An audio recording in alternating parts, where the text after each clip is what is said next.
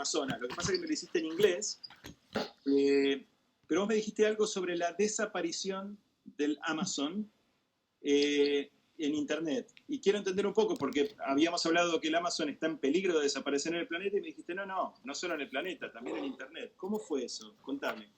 Que no lo tipié para comprarme un regalo para mi cumple con mi voucher de Amazon, y cuando apreté fotos, pues solamente apareció el logo de Amazon. O sea, no apareció nada del Amazon Forest, digamos. Sí. O sea que Amazon se encargó de hacer desaparecer el Amazon o las Amazonas de Google casi. Sí. ¿Y eso te gustó o no te gustó? No, para nada. Te da miedo, ¿verdad? Sí. Gordo, creo que vos estás siendo testigo de un momento muy, muy, muy importante de la historia en donde la tecnología está teniendo una entrada muy fuerte en tu vida, con las clases que estás haciendo remotamente y en la vida de todos. ¿Qué dirías vos respecto a la tecnología y qué sentís que está bueno y que es peligroso de la tecnología desde tu perspectiva? Para mí es peligroso que todo se ponga tan moderno, que se vuelvan locos los humanos. Que nos volvamos dependientes. Sí. ¿Qué pasa? Gordo. ¿Qué? Sí, ¿querés decir algo más a todos? Porque ahora sí vamos a empezar la clase. Yo quiero decirte, uno, que te amo, dos, que te digo gracias, y te dejo a vos para que digas lo último antes de ir a dormir. Y también quiero decir gracias para yendo a estas clases, personas, y gracias para ser buenos y mirar estas clases, y sí, eso es todo. Te amo, gordo. Gracias por estar. Yo también. A dormir. Chau, mi amor. ¡Mua! Chao. A ver cómo hacemos. Perfecto. Bueno, gente, ahora sí, primero les agradezco a ustedes acá, voy a apagar los comments y les doy la bienvenida a mucha gente que está acá, porque tenemos mucho para ver. Y bueno, vamos a, de alguna manera, tratar de avanzar rápido. Apago los comments. Vamos a apagar. Agradezco los comentarios, por supuesto. Y les cuento un poquito de qué vamos a hablar y cuántas cosas vamos a ver, porque tenemos un montón de cosas para ver, vamos a ver si alcanza. Quiero que sepan que hoy va a ser diferente, al ser la última clase, en el minuto 58 aproximadamente, yo voy a apagar la transmisión, voy a volver a prenderla, y aquellos que se quieran quedar, que espero que sean todos los que venían, van a tener un bonus track que creo que es de lo más valioso, con una invitada que yo ya les advertí, que es Gabriela Scardaccione, que me parece que vale la pena y mucho escuchar. Pero también vamos a tener más cosas y vamos a tener durante estos primeros 45 minutos un recorrido por dos cosas que me parece que es importante repasar. Primero de todo, ¿qué nos dijimos entre nosotros hasta acá? Lo que hablamos hasta acá en estas clases son qué es una idea, hablamos sobre la novedad en la idea, hablamos sobre el mirar y el poder ver al otro. Y todo esto mientras no se dan una idea de la cantidad de maniobras que estoy haciendo con un DVD que lo estoy prendiendo, etcétera. Contenido y contexto, content and context. Hablamos de la autoría, obviamente hablamos un poquito de economía y de economía humana. Y hablamos la semana pasada de hasta un punto determinado en donde estábamos hablando de foco, de meternos en nosotros, de concentrarnos en lo que estábamos diciendo, etcétera, etcétera. Hablamos de sentir una idea. Ahora de lo que vamos a hablar es de compartir una idea, que es una de las preguntas que más me hicieron todos. Hasta acá es, sí, es muy fácil cuando decís tal cosa, pero después es muy difícil poder hacer que te entiendan esa idea. Y yo quiero contarles a ustedes qué creo que es compartir una idea, o qué creo que está bueno de compartir una idea con alguien, y cómo compartir una idea de una manera que sea valorada, comprendida, participada, entendida. Esa va a ser la idea del día de hoy y vamos a tener un recorrido por diferentes tipos de ideas, pero también vamos a tratar de escaparle a algunas de las tentaciones que surgen acá. Y estas sensaciones pueden ser peores que directamente no saber nada del tema. A ver, vamos a largar. Primero de todo, el primer concepto que a mí me gustaría compartir con ustedes. Una idea no se vende. Esta idea perversa de alguna gente decir, fui a vender una idea, ¿cómo vendemos esta idea? Ya parte de una base que es horrible, que es una base transaccional. Si vos querés, en este lenguaje raro, simbólico, es parabólico, decir que estás yendo a vender una idea, estás yendo a deshacerte de una idea. O sea, estás yendo a entregar una idea a otro que no va a ser más tuya, mientras que hay una manera que quizás es un poquito más feliz y un poquito más humana, que es que una idea se comparte, se expone, se discute, se debate, se ve. Y se ve entre partes. Y esas partes se tienen que ver entre sí. Esas partes, esos seres humanos que se encuentran a charlar de una idea, se tienen que ver entre sí. Y tienen que discutir. Y a lo mejor la idea sobrevive a eso. A lo mejor no. Admitir la posibilidad de que no sobreviva una idea a esa discusión es parte fundamental de compartir una idea. Y algo quizás más importante que lo hablamos con Santi Lang el otro día. Cuando estás compartiendo una idea, muchas veces pasa, te das cuenta si esa idea es buena o no. ¿Te das cuenta? Lo sentís, pues lo estás compartiendo, lo estás contando en ese momento. Digan con todo el corazón, si no les pasó, que mientras estaban contando algo que les entusiasmaba, sintieron que estaban pasando la mitad de cancha con la pelota en los pies y sin la menor idea de cómo manejarse con esa pelota, en una analogía pésima futbolística que estoy haciendo, pero quiero que me entiendan, cuando uno ya no está sintiendo que hay habilidad en ese movimiento, que hay frescura, o que ese movimiento está vivo. Y hay que aprovechar esos ensayos para corregir, para hacer lo que en general puede ser lo más honesto y lo más constructivo con la idea, que es alterarla, modificarla, matarla, verla, reverla, rehacerla. Con Christine Bacho, en el video que les envié, hablábamos de algo que es interesante, que es este tema de el frame psicológico o el frame effect. O sea, hay algo, sí, que es muy, muy claro que se puede hacer cuando se comparte una idea y que es, de alguna manera, lo primero que tenés que hacer, es enmarcarla de una manera que pueda ser entendida y valorada en su hábitat, ¿verdad? Y eso pareciera ser una operación de lo más normal, de lo más lógica, y es una operación humana que funciona bastante bien. A ver, vamos a poner algún ejemplo de cómo funciona esto. Vamos a hacer este cuadrito. Según la teoría del framing effect, el framing effect funciona con el condicionamiento de alguna manera del otro. Y también hay algo que Kahneman, en el famoso libro que el 50% de ustedes debe haber leído, Thinking Fast and Slow, es referido como anchoring effect. O sea, el pensamiento que se ancla en la mente y que de alguna manera le da contexto a la idea que se comparte y que influencia tremendamente a una persona. A ver, vamos a poner un ejemplo de cómo funciona para Kahneman eso. Kahneman hizo un experimento, según el cual, o refería a un experimento que se hizo en una universidad, según el cual se hablaba en un lugar determinado del campus con gente y se hablaba con un grupo determinado de gente, gente joven, universitaria, sobre sus experiencias de cuando habían tenido entre 5, 6 o 7 años. Que contaran o compartieran algún recuerdo de cuando tenían 5, 6 o 7 años. Y luego se los dejaba ir cuando terminaba de contar esa historia. A otro grupo de la misma edad, grupos de estudiantes, con lo cual era homogénea la muestra, de la misma edad, se les preguntaba qué creían que harían cuando tuvieran 85, 80, 90, 90 y pico de años. Y entonces estipulaban una idea o hacían una hipótesis de qué serían o qué harían cuando tengan 85, 90, 95. Hasta acá pareciera ser un experimento bastante elemental. Pero lo interesante es que había un ñato o una ñata con un cronómetro al otro lado del campus que tomaba los tiempos de las personas que habían contestado la pregunta A y de las personas que habían contestado la pregunta B.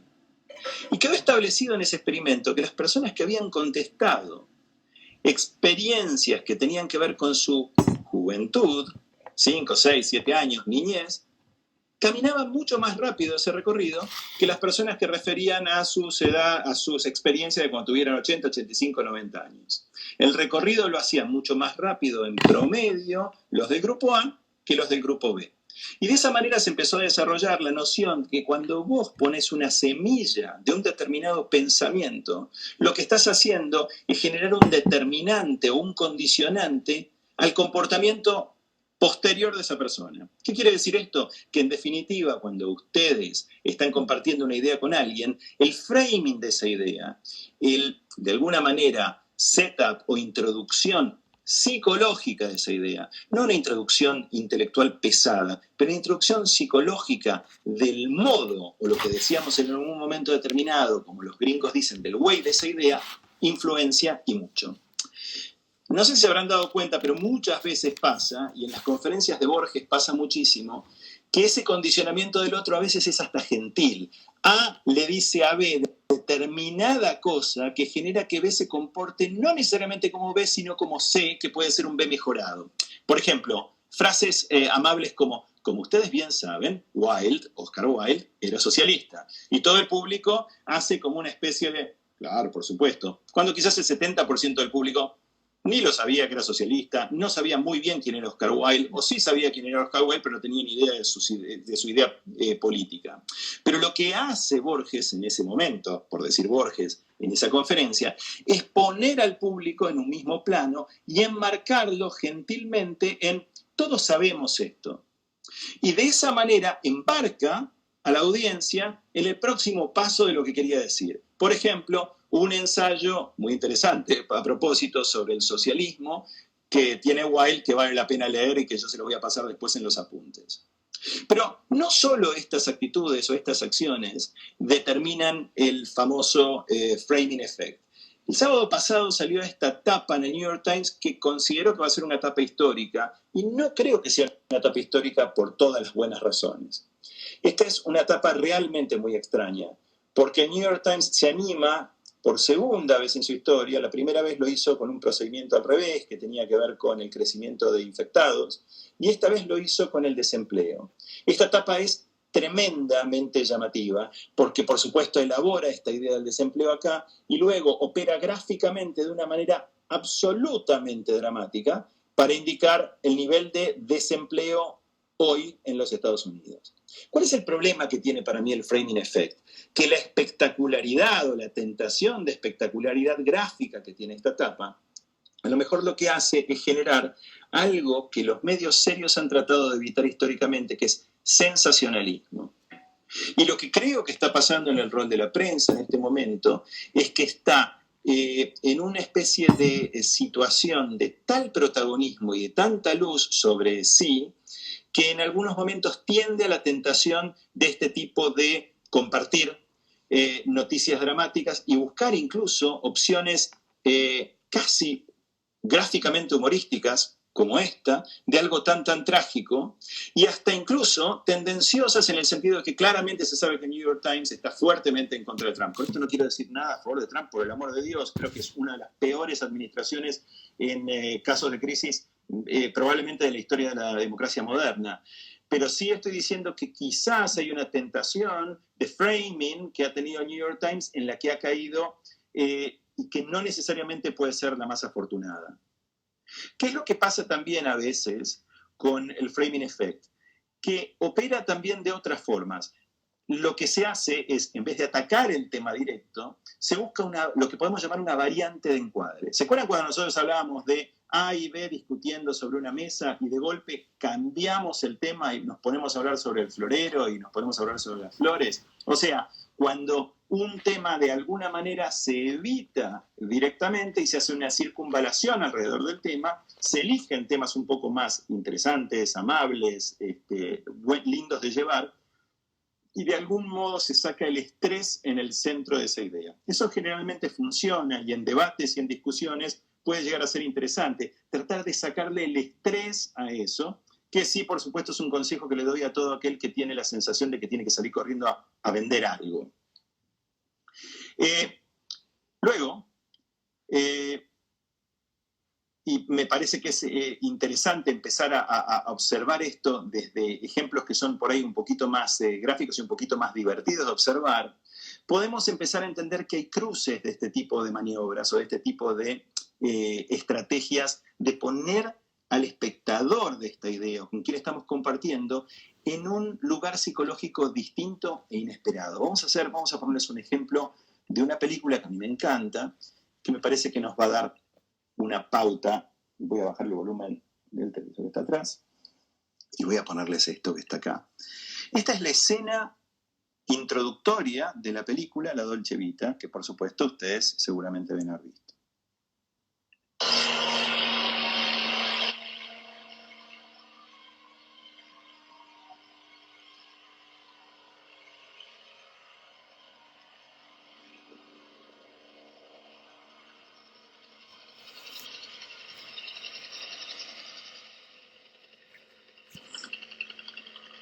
Acá está Jesús, ¿sí? Una escultura de Jesús, siendo transportada en un helicóptero.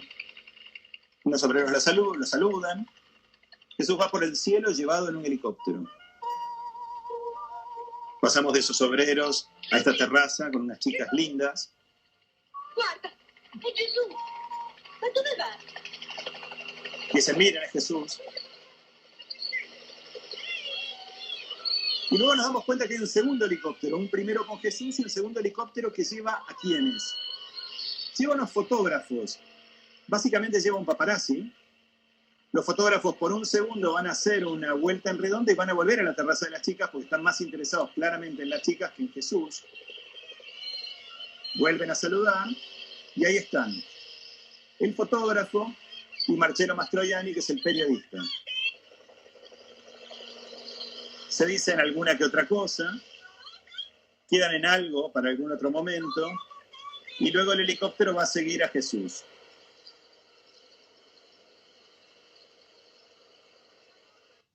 Y hablan hacia dónde están yendo y hacia dónde está yendo ese Cristo. Lo que tiene de interesante para mí este inicio de esta película es que esta película en realidad habla sobre la celebridad, o en todo caso, o teóricamente va a hablar sobre la celebridad. Y lo que hace es elegir, en una maniobra que me parece sumamente interesante de Fellini, elegir a Cristo como un ejemplo de celebridad. O al menos elegir esta especie de blureada zona o este límite entre la imagen y la figura de Cristo, que es una figura famosa para todos, y una figura digna de ser perseguida por un paparazzi. Esta provocación, o esta primera provocación, pone a la película inmediatamente en otro lado. Y lo que creo que tiene, que hace mucho más interesante esta escena, es que es extraña y es un poco cómica. Tiene un elemento de patetismo presente ahí, que tiene que ver con estas mujeres y estos periodistas superficiales siguiendo a una figura como la de Jesús, y tiene esta cosa aparatosa de ese Cristo que viene volando, que aparece volando. ¿Qué ocurre acá? Que el tema en cuestión, quizás mejor tratado, tiene que ver con esa idea que se abandona rápidamente porque después la película sigue por la banalidad. Hay varias películas que tratan el tema de la banalidad y muchas de esas películas son italianas. En los últimos años hemos visto algunos ejemplos de esto.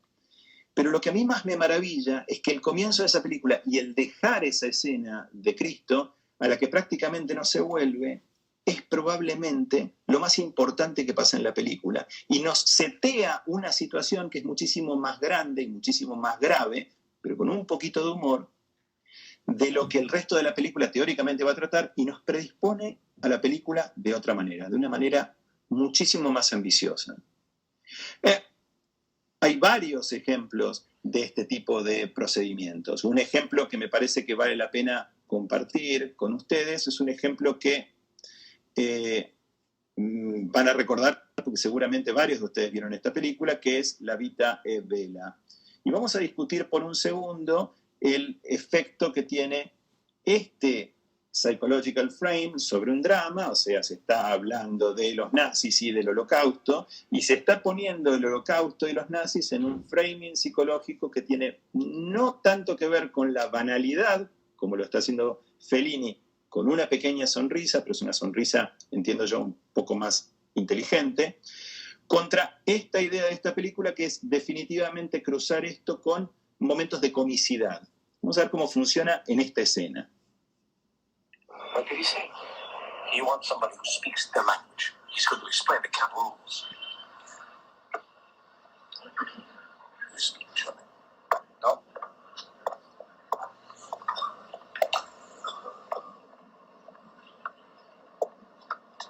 Alles klar, ich sage das noch einmal. The game starts now. If you're here, you're in. If not, you're out. Ihr seid nur aus einem einzigen Grund in dieses Lager transportiert worden. You have to score 1,000 points to win. If you do that, you take home a tank. Um zur Arbeit. Lucky Dog. Jeder Versuch der Sabotage wird mit dem sofortigen Tod bestraft. Die Hinrichtungen finden auf dem Hof durch Schüsse in den Rücken statt. Each day we will be announcing who's in the lead from the loudspeaker there. The one with the least points has to win a big sign each day that spells the word Chakas, right up. Bien. Esta película tiene algunos recursos que son sumamente interesantes respecto de cómo llevar la narrativa terrible del Holocausto hacia un lugar, y esto se ha intentado varias veces. Y la idea de llevar a lo nazi a la comedia la ha tenido Walt Disney hace una cantidad de años, y de alguna manera se ha repetido década tras década, y vamos a decir que no es Benigni el creador de este recurso. Pero, no obstante, este recurso fue tremendamente efectivo cuando se hizo la película. Voy a discutir con ustedes, por un segundo, me voy a permitir discutir esto, que tengo ciertos reparos con esta estrategia, porque es una estrategia que los publicitarios en general adoran y que muchísimos públicos valoraron, porque los recursos que tienen que ver con la vida de Bella son tremendamente eficaces. Pero creo que una vez que se entiende la estrategia que tiene el narrador en esta idea, empieza a desgastarse en función de que ya sabemos las reglas del juego. Ok, entiendo que van a operar conmigo de esta manera, si se quiere, cómica, para tratar de decirme una historia que es en realidad profundamente trágica. Y en algún momento determinado va a haber seguramente algún índice de tragedia que voy a ir registrando y voy a irme cruzando de un lado a otro. La gente está esperando eso, el público está esperando eso. Pero el gran problema es la presencia de la estrategia. O sea, la idea de que hay detrás un mecanismo de manipulación para que nosotros sintamos tal o cual cosa respecto de la película. Eso entre nosotros puede ser llamado, y esto es una cosa que los grandes autores históricos, y especialmente en literatura, lo han hecho muy, muy bien, y en cine desde ya, y en teatro también, se puede calificar como sentimentalismo. O sea, una expresión postural y artificial de auténticos, o teóricamente lo que son profundamente auténticos sentimientos. Yo les quiero ahora mostrar algo que me parece bastante arriesgado de mostrar, porque es muy, muy duro de ver. Pero quiero hacer este ejercicio porque sí me parece que es uno de los mejores ejemplos que yo pude ver de este tema bien tratado. Y tiene varias sorpresas lo que les voy a mostrar ahora. Lo que les voy a mostrar es una canción del año 85, 86. Es una canción que quedó prácticamente completamente olvidada. Se las voy a hacer escuchar un poquitito al principio. Y después se las voy a hacer escuchar de vuelta con otro video. Y vamos a discutir qué es lo que pasa con eso. Yo lo escuché este tema cuando tenía 15 años. Y cuando yo tenía 15 años, en mediados de la década de los 80, lo que pasaba en Argentina, para aquellos que no son argentinos y están viendo esto, que son bastantes, Chacho Puebla me amonestó con eso en su momento diciendo, che, no hables solamente argentinos.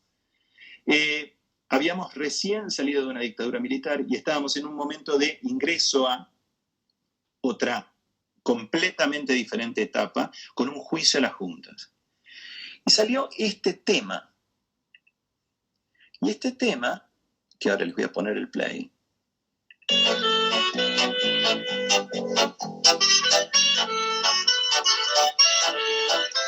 No sé si alguien lo recuerda.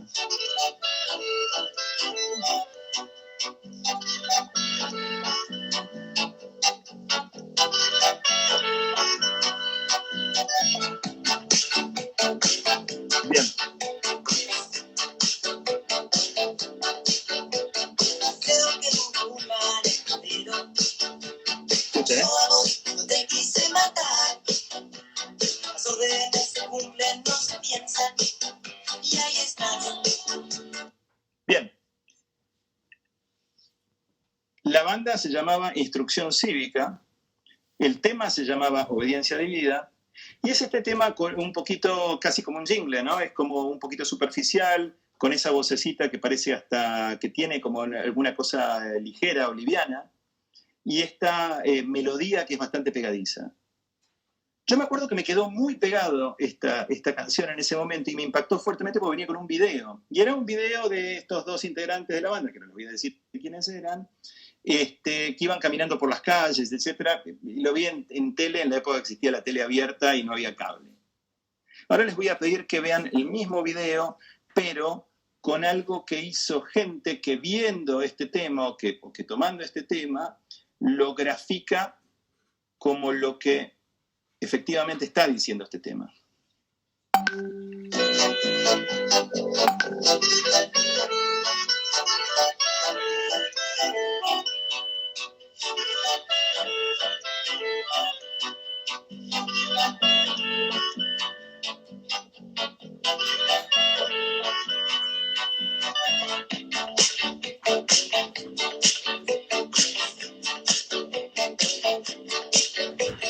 Creo que hubo un malentendido.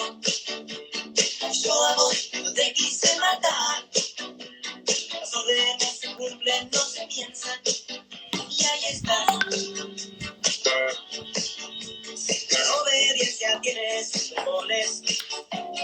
Les importa la seguridad. Y hoy que sos un número que gira. ¿Dónde estás?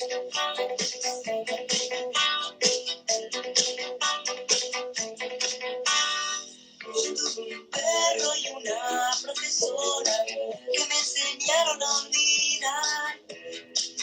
Inesperadamente fui feliz, pero no lo puedo recordar. Escuchan el clarinete, es importante. ¿Quiénes están atrás de esto? Fui feliz, pero no lo puedo recordar. Pero no lo puedo recordar.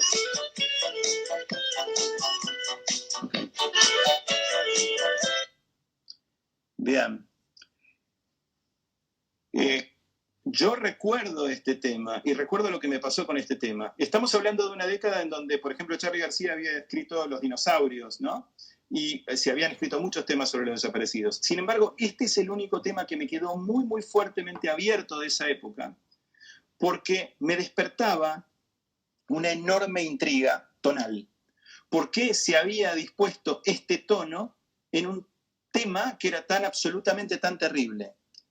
¿Por qué se había elegido esa especie de framing que se había dado emocional? Es importante que ustedes sepan quiénes están atrás de este tema. El cantante es Kevin Johansen, rarísimo, porque Kevin Johansen está cantando con una voz que no parece la de Kevin Johansen, y él mismo dice en una entrevista que él no usaba su voz grave cuando estaba en esta banda de Instrucción Cívica. El clarinetista es hoy un gran director con quien probablemente vayamos a hacer el proyecto de NASA junto con Gustavo Santaolalla. Y lo que de alguna manera el tema trata es tan terrible y tan dramático que en vez de haber apelado al humor, apelaron a una cosa que me parece que es todavía más efectiva y que va por el medio. Vamos a pensar en Benigni, que fue directamente al humor. Acá se fue a un lugar más parecido, creo yo, a lo de Fellini, que tiene que ver con un poquito de liviandad y un poquito de frivolidad en el tratamiento del tema. ¿Cuán efectivo es? Voy a explicar ahora, de alguna manera, cuando ya vimos que variante de encuadre tenía que ver con algo parecido, cuando hace uno una especie de desvío al tema central, vimos la Vita e Bella, vimos la Dolce Vita, y vimos Instrucción Cívica, con otra estrategia. Y esta otra estrategia consiste en mimetizarse o ponerse en los zapatos del otro, ponerse en los pies del otro. Esta estrategia es una estrategia muy razonable, muy lógica de tratar de entender. Si yo le voy a estar contando una idea a alguien, mejor que me ponga un poquito en el lugar de esa persona para entender cómo la va a recibir, cómo lo va a sentir. Si esta persona incluso me encomendó hacer esto, voy a tratar de entender un poco cómo es esa persona, ¿verdad? ¿Pero cuál es el problema? El problema es el exceso de mimetización, que en Hollywood se llama, o algunos llaman, the method, el método. Y voy a explicarlo desde el lugar de la historia de Dustin Hoffman. ¿Qué pasa con la exageración de este procedimiento o de este recurso? Ustedes conocerán esta película que se llamó Marathon Man. Y en Marathon Man se sabe, históricamente, que Dustin Hoffman hizo absolutamente todas las cosas físicas posibles para aparecer como aparece durante la película, que es completamente destruido, privado del sueño, torturado, abrumado por la situación. ¿Cuál es o qué es lo interesante que ocurrió en una de las escenas? Y es bastante famosa la historia. Cuando estaban haciendo una escena, él con Laurence Olivier, que es un gran actor inglés, Laurence Olivier le preguntó a Dustin Hoffman, ¿de dónde venís? Y él dijo que venía de no dormir y de correr una cantidad X de kilómetros para estar exhausto como estaba. Y Laurence Olivier le hizo una pregunta con cierta malicia, y claramente una pregunta muy británica, y es, ¿por qué no tratás de actuarlo? Es mucho más sencillo. Y creo yo que hay algo que es interesante, más allá de la maldad que pudo haber tenido Laurence Olivier en ese comentario o en esa provocación, y es que a veces es más sencillo.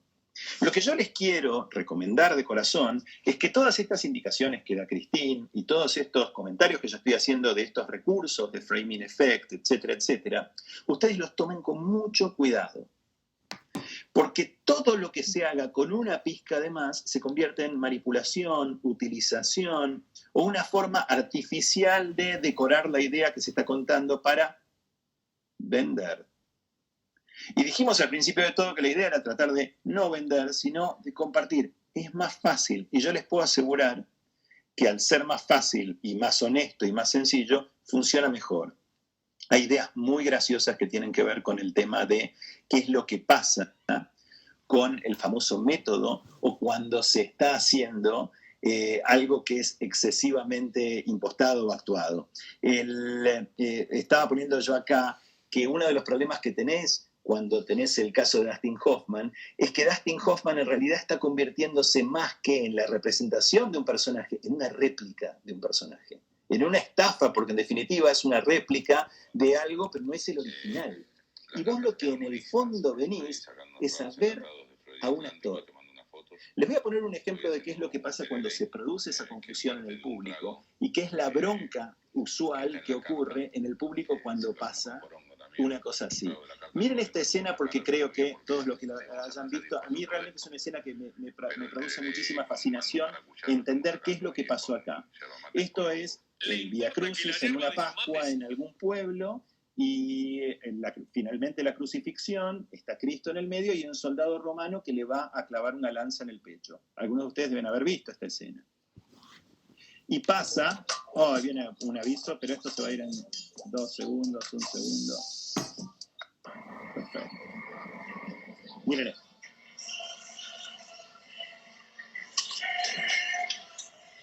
El soldado romano clava la lanza, pero alguien del público. Una representación de la crucifixión de Cristo. Se subió al templete y en el momento en que el soldado romano traspasaba el costado de Jesús con la lanza, lo comienza a golpear en la cabeza. Después de uno de los segundos, los demás actores intervinieron para tranquilizar al agresor. Imagen Noticias. Yo estoy bastante fascinado con la actitud del espectador.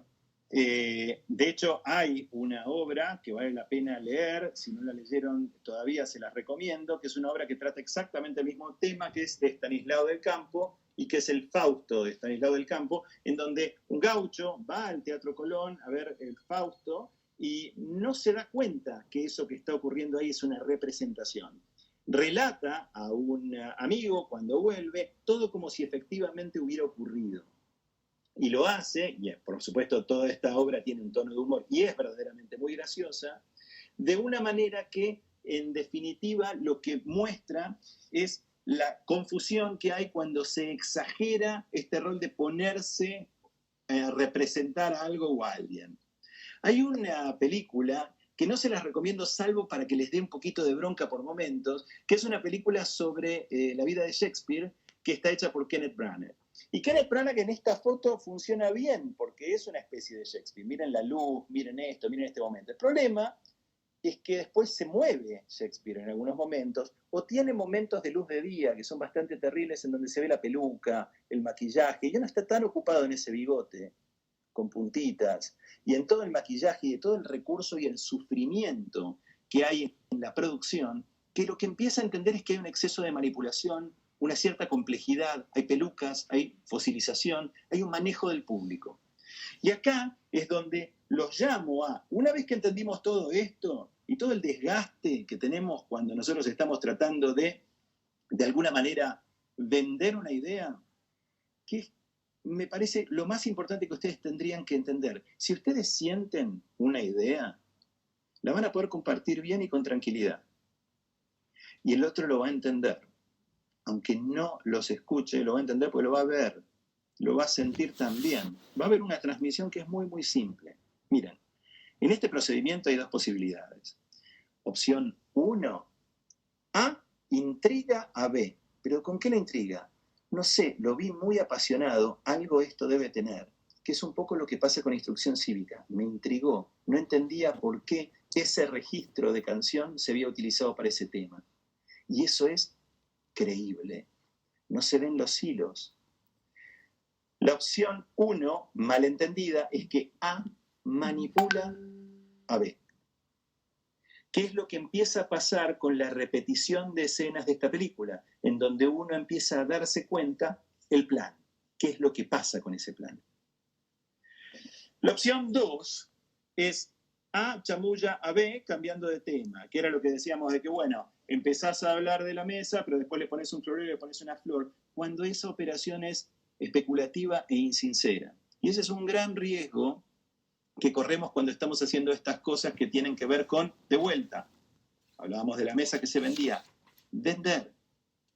Y la opción 3, el gran problema que tiene de mimetizarse excesivamente con el otro para, de alguna manera, complacerlo, es que podemos convertir lo que estamos haciendo en una estafa, presentar una copia falsa del otro. Esta cosa que nosotros estábamos diciendo de esta especie de Shakespeare que decís, se parece tanto al Shakespeare original que me doy cuenta que es falso. Casi que es preferible que no me des un Shakespeare parecido, dame un Shakespeare diferente. En ese sentido es más sincera la película Shakespeare in Love o Shakespeare enamorado, que es un disparate que no tiene ningún sentido, el Shakespeare no se parece para nada, se enamora de una mina, cuenta una historia que no tiene nada que ver, pero al ser tan lejano de esta necesidad biográfica, se convierte en un ser al menos un poco más vivo, más interesante. Hay una escena en el Quijote que se las recomiendo leer de vuelta, que es la escena en la que el Quijote se indigna con unas marionetas y les empieza a descabezar. Le da a las marionetas para que tengan en un escenario. Y de alguna manera, lo que representa esa reacción del Quijote es la indignación que tenemos cuando se fuerza excesivamente el tratar de representar al otro. Es calma, sean ustedes mismos, no traten demasiado de representar al otro. O sea, vean al otro antes de pensar en vencer al otro. Obsérvenlo, mírenlo, vean qué es lo que le está pasando y tengan una conversación con esa otra persona. Miren, hay una cosa que es muy linda y ya en 2 minutos nos vamos a poner con una persona y vamos a charlar de esto con una persona, que es una introducción muy, muy linda a Los crímenes de la calle Morgue. Pero igual él no lo publicó para Los crímenes de la calle Morgue. Está en una introducción de una edición de los crímenes de la calle Morgue, que está buenísimo y que es disparatado, de Poe, pero que es genial, que tiene que ver con la diferencia que hay entre el ajedrez y las damas. Y según Poe, él lo que cuenta es que el ajedrez es tan sesudo, y este es un texto eterno, y depende tanto de la memoria y de las variables que tienen que ver con lo intrincado de determinadas piezas y caprichoso de determinadas piezas, muy distintas entre sí, que hacen movimientos diferentes, que pesa muchísimo más el aparato de recordar eso, recordar los movimientos, hacer tal cosa y tal otra, que un juego muchísimo más simple como las damas, que por ser